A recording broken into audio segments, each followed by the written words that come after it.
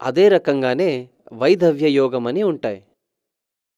వైధవ్య యోగం గురించి మీకు చెప్పాలంటే, పెళ్ళయ్యాక వరుడు కానీ వధువు కానీ అకాలంలో మరణం చెందుతారు. ఇది వైధవ్య యోగం.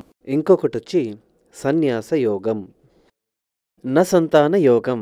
సన్యాసి యోగం అని చెప్తే, ఇప్పుడు పెళ్ళైన కొన్ని సంవత్సరాల తర్వాత ఈ అబ్బాయి ఉంటాడే, తను స్వామి అని దేవాలయానికి వెళ్తాడు. ఇప్పుడు ఆ అమ్మాయి ఏం చేస్తూ ఉంటుంది? ఆ సందర్భంలో పూజ గదిలో ఉంటుంది. అదేమంటే సెక్షువల్ లైఫ్లో ఇంట్రెస్ట్ లేకుండా ఉండడం. ఇది సన్యాస యోగం. ఇంకొకటేమంటే సంతాన యోగం, అంటే పిల్లలు పుట్టరు. ఇది 5వ స్థానంలో గమనించదగ్గ విషయం. ఇవన్నీ మాంగళ్య దోషానికి సంబంధించినదే. ఇలాంటి విషయాలను చూడకుండా 10 కూటాలు కలిసిందని పెళ్లి చేస్తే ముందే చెప్పినట్టు విడిపోయే అవకాశాలుంటాయి. పునర్వివాహ ఇక్కడికొచ్చి ఆచార్యుల పైన తప్పు చెప్పడంలో అర్థం లేదో, నా దగ్గరకు వచ్చిన జాతకంలో మళ్ళీ ఆ రెండోసారి జాతకాలు చూసేటప్పుడు ఆ ఆచార్యులతోనే వచ్చారు.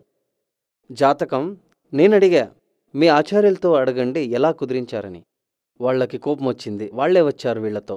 వాళ్ళు అడిగారు, ఏంటి స్వామి ఇలా చెప్తున్నారు, ఇందులో దోషమేముంది చెప్పండి మీరే. అలా అడిగారు. నేనడిగా, వీళ్ళిద్దరి జాతకంలో పునర్వివాహ యోగం ఉంది అని ఉంది, అది మీరు గమనించారా? అవును, 100% ఉంది. అందుకే వీళ్ళిద్దరిని కలిపాము.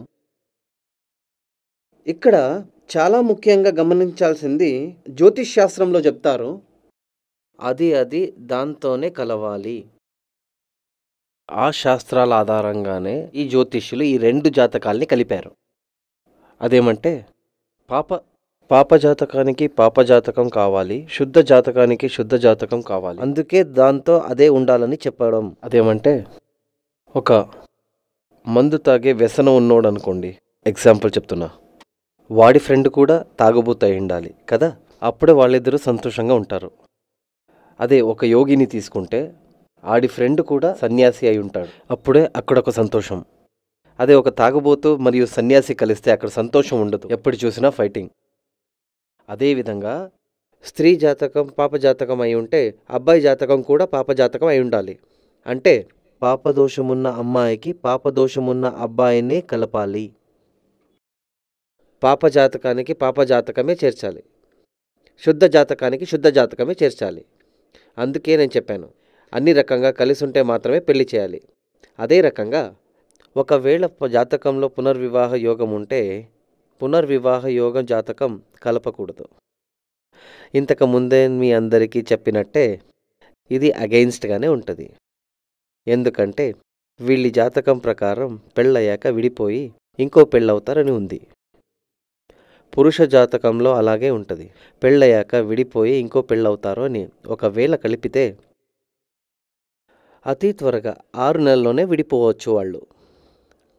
ఇంతకుముందే చెప్పినట్టు జాతకంలో ఈ దోషమే ఉంది. వీళ్ళు ఏం చెప్తారంటే, ఇది కలుస్తాయి కదా స్వామి, కరెక్ట్గానే ఉంది కదా, ఇక్కడ విడిపోవడానికి మనం పెళ్ళమము, పెళ్ళయ్యేది కలిసి ఉండాలని, సంతోషంగా ఉండాలని. అయితే మనం ముఖ్యంగా ఇక్కడ ఏం గమనించాలంటే, ఒకవేళ స్త్రీ జాతకంలో కానీ పురుష జాతకంలో పునర్వివాహ యోగం ఉందా అని, ఏ కారణాల వల్ల ముందు పెళ్ళి విడిపోయిందని మనం చూడాలి. ఫస్ట్ జాతకంలో కలిసి ఉండరు అంటే వైధవ్య యోగం, పురుషుడు మృతం పొందుతాడు అని అమ్మాయి జాతకంలో ఉంటే కూడా దీర్ఘాయుష్ ఉన్న అబ్బాయితో కలపాలి.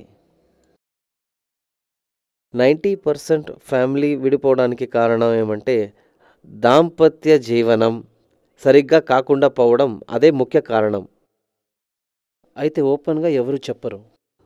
సెక్షువల్ సంతృప్తి లేకపోతే ఎక్కువగా అంటే డివోర్స్, వివాహ రద్దు జరుగుతుంది.